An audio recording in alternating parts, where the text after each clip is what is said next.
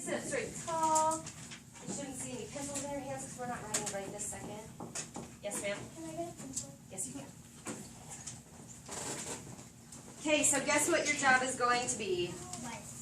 You are going to be listening for facts and opinions in this story. This is a nonfiction text, so your goal or your objective, while I read this awesome, cool baseball story, pencils down, we're not going to write until I stop you, is to listen for facts and opinions. So as I'm reading, I'm going to stop, and I'm going to give you a sentence, and you're going to have to tell me if it's a fact or an opinion, okay? Now, do you think I want you playing with things at your desk while I'm reading to you? No. No, I don't come here for fun. I come here for you guys. So if you're not listening, then I might as well not even be here, right? So I want your hands folded. I love this whole middle row looks awesome. Front row looks awesome. This row's looking pretty good, but I see a pencil moving. No pencils right now. Okay, good job. Yes, sir. I already heard an opinion. You said super cool something. Super cool story. Good job. That was an opinion. I think it's super cool. I've already read it, so you can be the judge for yourself, okay? So I'm going to read you this story. I want your cute little hands folded, pencils down. They're not cute. Stop it. Okay, I need you listening there, so go. Are you ready? This story is called Baseball's Hero with a Heart. And it's about Sammy Sosa, and it's by Kitty Holton. Sammy Sosa owns the biggest smile in baseball. Now I want you to think about that. He owns the biggest smile in baseball. Is that a fact or opinion? When you think you know, put your little hands on your head. He has the biggest smile in baseball.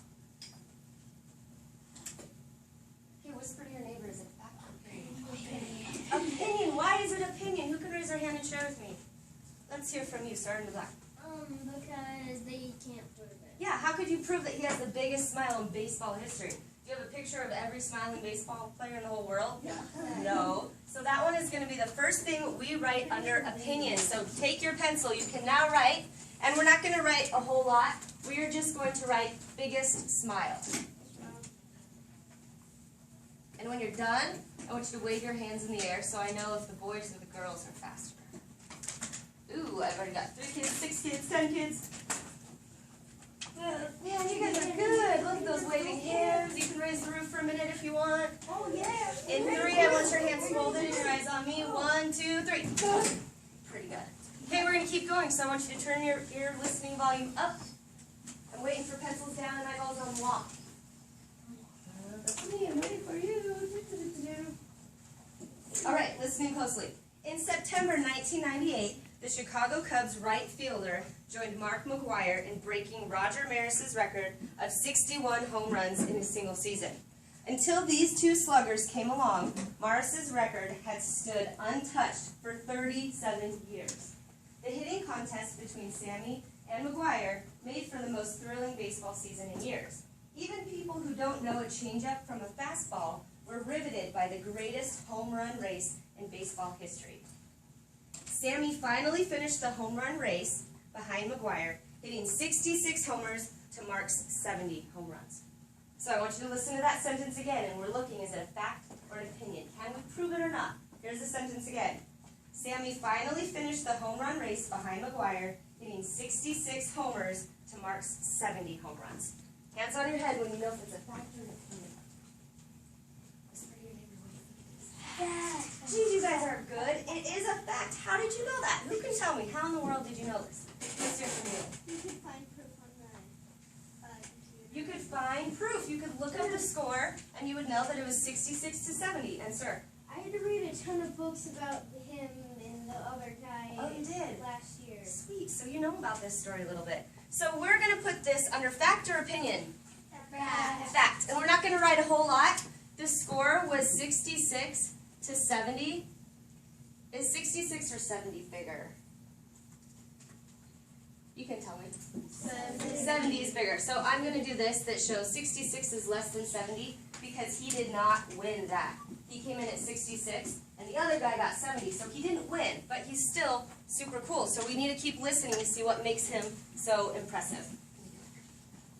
All right. Waiting for your pencil to go down. I love how you're sitting with your hands folded. I love the eyeballs on me so I know you're listening. Good looking eyeballs you have out there. Okay. It was Sammy who won the National League's Most Valuable Player award that year, since he had a stronger overall season and helped the Cubs reach the playoffs. And Sammy's upbeat attitude and winning warmth made his appeal second to none. Okay, I'm going to read that sentence again. We need to decide, is it a fact or is it an opinion? Sammy's upbeat attitude and winning warmth made his appeal second to none. When you think you know, put your hands on your head. That sentence is a little complicated. What they're saying is that his good attitude and his good personality made him number one. Whisper to your neighbor, is that a fact or opinion? Opinion. Why do we think it's an opinion instead of a fact? Well, let's hear from you. Because you might, like, I might not think that he's number one and he doesn't have a good personality. She's right. If you agree with her, give me a thumbs up. I think you guys are pretty good at this. So are we going to write something under fact or under opinion? Opinion. Opinion. So we are going to write just a number one because they based that off of just an opinion. And I'll know you're ready when your hands are folded and your pencils are down. You guys are so good at this. I'm waiting for 3 more kids. Nice job. Okay, as Cleveland Indians manager Mike Hargrove put it, everybody likes to see good things happen to good people, and Sammy Sosa is one of the good guys. As a ball player, Sammy has it all. He's a power hitter who can run, play defense, and throw out almost any runner with his powerful arm. But it was drive and optimism, as much as talent, that got Sammy where he is today. Samuel Peralta Sosa was born on November 12, 1968.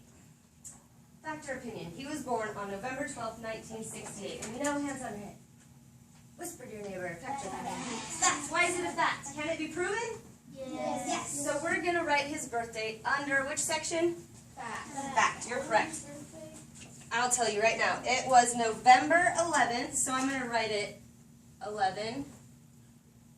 12 was the day, and the year was 1968.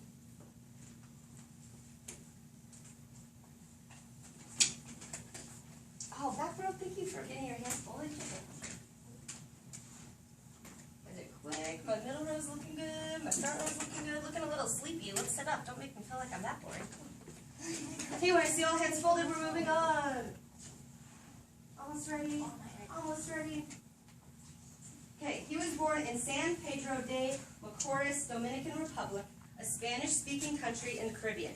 He was the 5th of 7 children growing up in a poverty-stricken home. His father died when Sammy was 7 years old. That's when Sammy started shining shoes, washing cars, and selling oranges to help his mother pay the bills. Back then, Sammy had no interest in baseball. Instead, he dreamed of becoming a boxer. His mother didn't think much of that dream.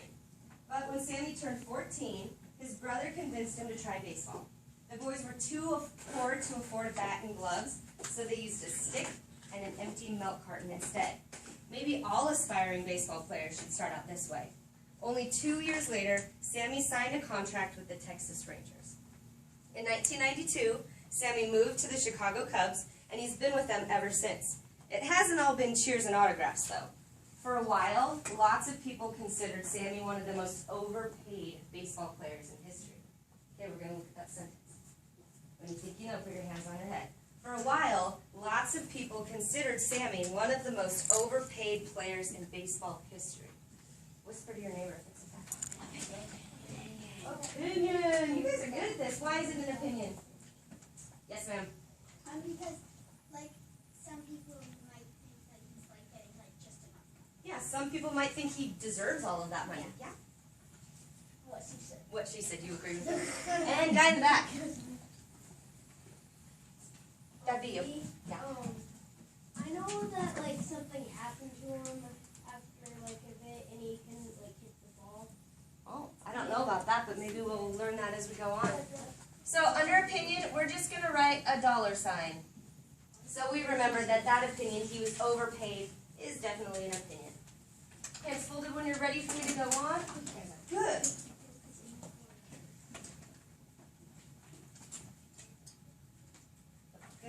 Good. I missed a couple set of eyeballs. Oh, we got them all. Thank you. Sports writers even named him Sammy So-So. In some ways, he deserved it. Sammy was impatient at the plate and swung at too many pitches. His fielding needed work, too. But Sammy never was so-so in the attitude department. He was determined to excel, and he did, as his spectacular 1998 season shows. Sammy attributes his winning attitude to his mother, who gave him strong values and told him how important it is to stay focused when you pursue a goal. Has that advice ever paid off? Sammy will never forget those who have helped him on his way. Here's one small example. Every time, and this is true, if you watch one of the games, every time he hits a home run, he puts 2 fingers on his heart, and then he sends a kiss into the air. Like that. And he says he touches his heart for his fans, and his first finger is for his mother, and the second finger is for his friends and relatives back home in the Dominican Republic. So every time he hits a home run, he's saying, I love my fans, I love my mom, and I love all my friends back home. That's a pretty good attitude, wouldn't you say? He shows his gratitude in much larger ways, too.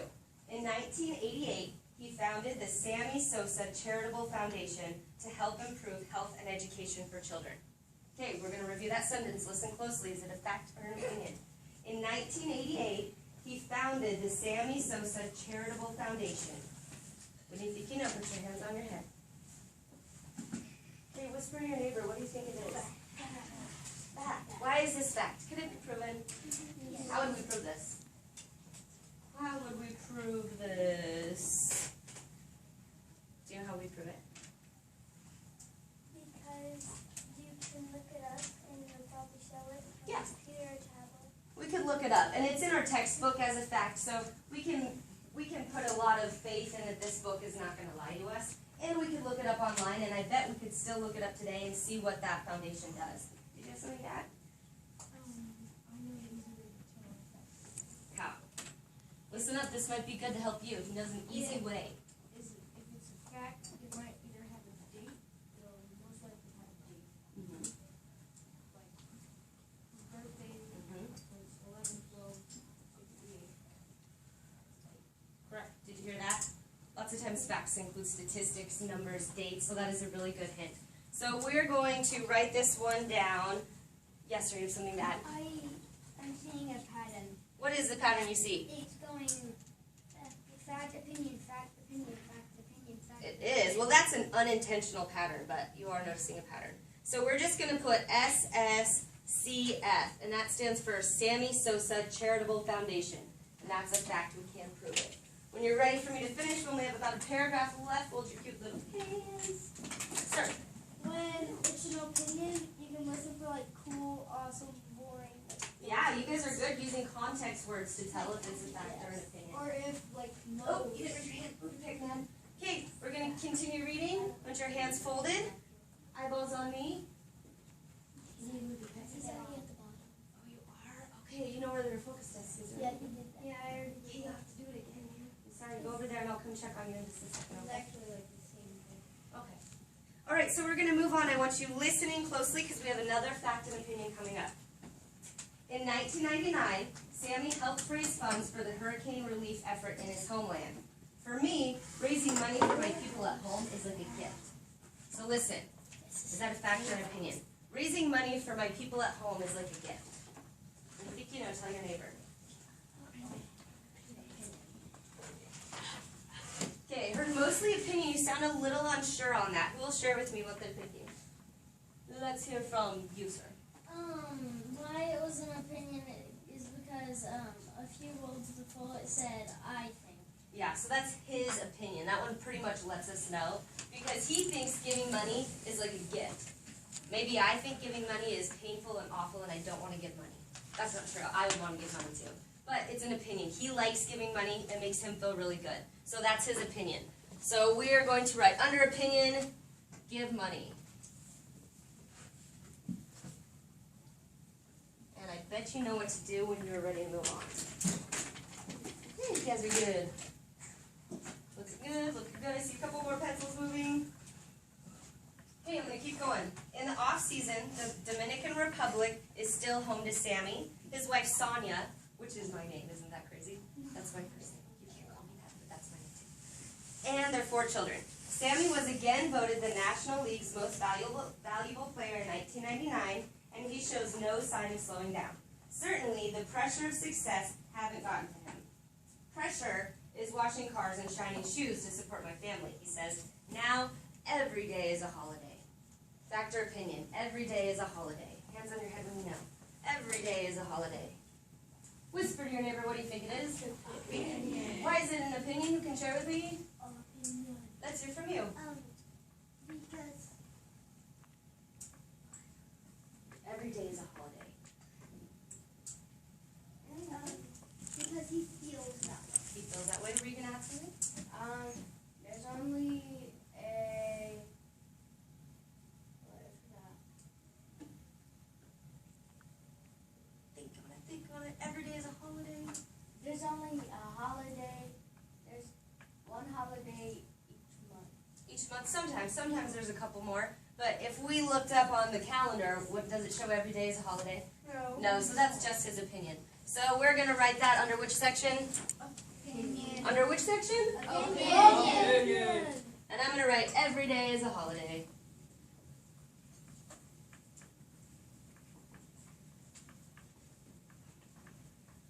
And when you're done, I bet you know what to do. Ooh, my middle rows are fast.